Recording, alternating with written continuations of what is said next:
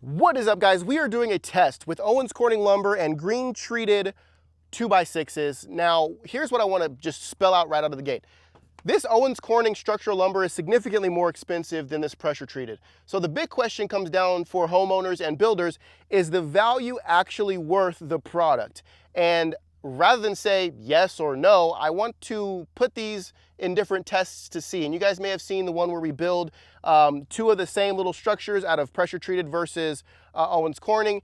If not, I'll tag that up here. But overall, I want to apply as many tests to pressure treated and Owens Corning side by side to see what outperforms what and if the dollar amount's there. Because if these come pretty close to Owens Corning, then I don't see the point in spending that extra money on the Owens Corning.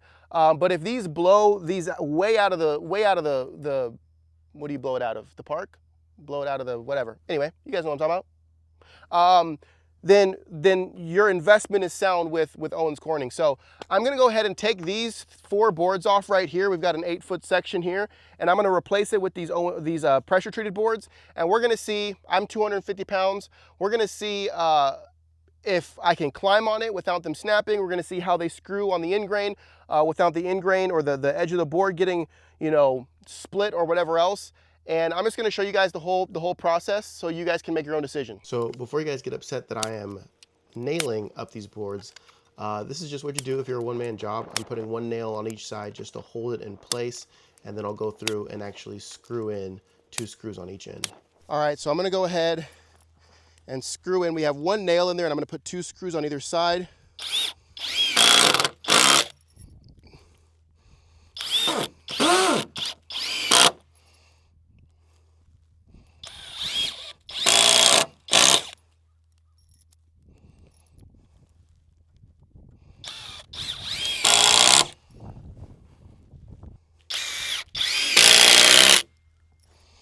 We got a split here. You see that it's split right there.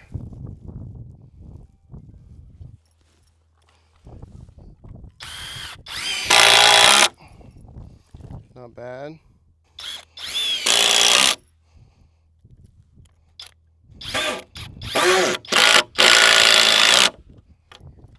Okay, so we have the 4 pressure treated, which have 2 screws and 1 nail, just because I put a nail in there to hold it up. And we have the Owens Corning, which has 2 screws and 1 nail. And we're going to see which one's more durable. Now, I want to show you this. One thing that I really do like about the Owens Corning right off the gate, having done over 4,000 feet of fence, is as we all know, building fence, you don't always get as much meat as you want. Sometimes you get 1 inch, sometimes you get 1.5 inches, sometimes you get 2 inches, whatever it is. You kind of got to make what works, especially when you're running 16-foot boards. It really cut down on waste. I had very minimal waste when I built this fence, which was awesome. I used pretty much every bit of every board except for a few 7-8 inch cuts that I had to cut just because there were some posts that weren't lined up perfect. But overall, I could still stretch it, and I'll show you here this mess here. I'm gonna be honest, I'm gonna show you all my shoddy work, but it's a good thing to showcase to see if it's strong enough to actually get away with this, or if I should take this board out and actually put in a board that reaches further. So you can see here, there's not that much meat on here. I would say we're probably maybe 1 inch here, maybe 1.5 inches at the bottom, and we got 3 screws and a nail in there. Over here, we got a little bit more meat. We got 2 screws and a nail. So overall, obviously I had to splice this in so it didn't match up perfectly. But overall, the screw pattern is the same. We've got 2 screws, 1 nail per board. Let's go ahead and give the pressure treated a little bit of a jump test and see how this plays out. I'm gonna take my bags off because with these bags, I'm probably like 270. All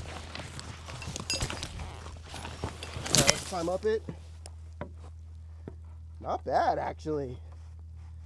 Pretty solid.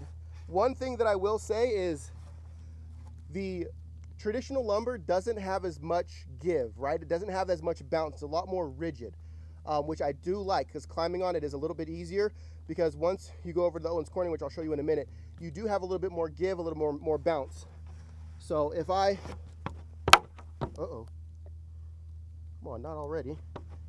If I jump on this, and granted that's not all my weight because I'm using my hands, it's pretty solid. Ooh. But it is bending a lot. Let's see if we can break it. Oh, now. Okay, that I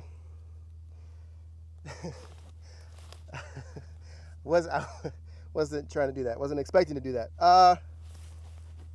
Okay. Well, yeah, there's that. Let's see about this one. And you notice there are weak points here. There's some knots here, there's some knots here.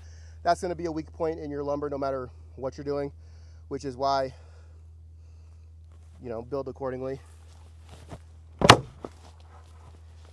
I mean, come on. Especially when you have livestock. I have horses out here. They love putting their hoofs up on the things. Let's see if I can break this one. Hi-ya! That's pretty solid. So I would say pretty solid, excluding these busted in half, but not bad. Not bad. One thing you have to keep in mind with pressure treated, this will all need to be coated. You can do a fence-based oil paint that, I need to go to the gym more, that will protect this from rotting and cracking less. But you have to apply that coat every year or two. I would probably say about 2 years to make sure that your fence doesn't crack. I have built a lot of wood fences, and I think I usually ended up recoating it about once every year and a half, and then replacing boards, because there will be boards that rot out.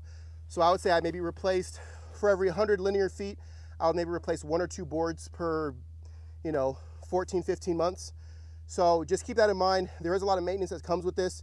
You have to paint them, and then you have to continue to paint them, as well as there's just some boards that will have knots like this that'll eventually corrode, moisture will get in there, and you'll have to replace them. But again, they're not that expensive, so it isn't a huge expense.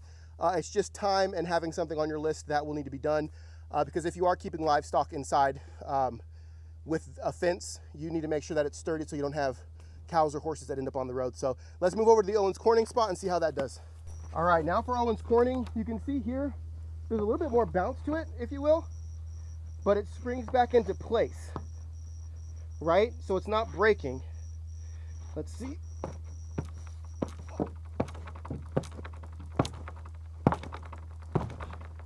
I mean, it's like a trampoline. The end grain's holding. This bottom one is the one that's, it's fastened by maybe a ½ inch or an inch, and we still got plenty of, break it. Oh, now. I mean, it's like a trampoline. Okay, I'd be lying if I didn't say I knew I couldn't break them. There's no weak points. There's no knots. It is what it is. I really do need to get some more cardio in, because this should not be making me tired. But overall,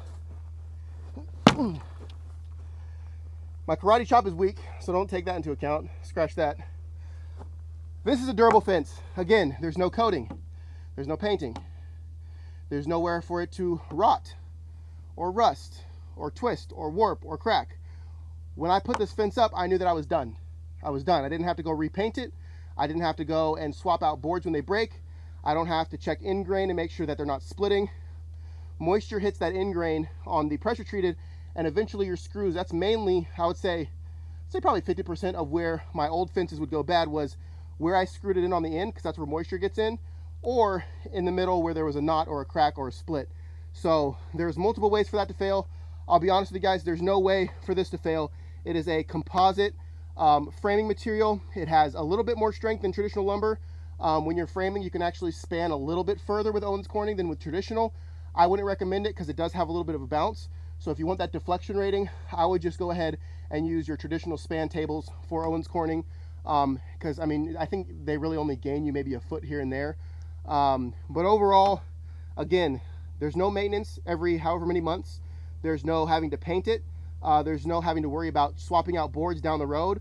This fence will be here as long as I'm here, and that's pretty cool. That's pretty cool. So again, this is a lot more pricey per linear foot. I don't know the price of the 2x6s. I know the prices of the 2x12s are around, I want to say $9 a linear foot. So I think these are sitting somewhere around $5 or $6 a linear foot, as opposed to getting pressure treated for, $2, $3 a linear foot. But again, you pay this once and you're done. You don't have another task. How valuable is your time? How valuable is your sense of security for your fence, and all those other aspects of it? So again, let me know what you guys think in the comment section. Again, this is a pretty straightforward test. There's really no way to make a gimmick here. I am a set weight, and I jumped on both boards. You guys watched it here. Those ones split in half, these ones bounced. I think if there was anything that was going to happen with me jumping on these is I would wiggle my posts out and then my posts would become loose. But other than that, these aren't going to be going anywhere. So let me know what you guys think. I appreciate you guys watching. Make sure to like, subscribe. I would love to see you guys on this channel more. I want to make more videos, so I'd love for you guys to stick around, and I'll see you on the next one. Much love, y'all.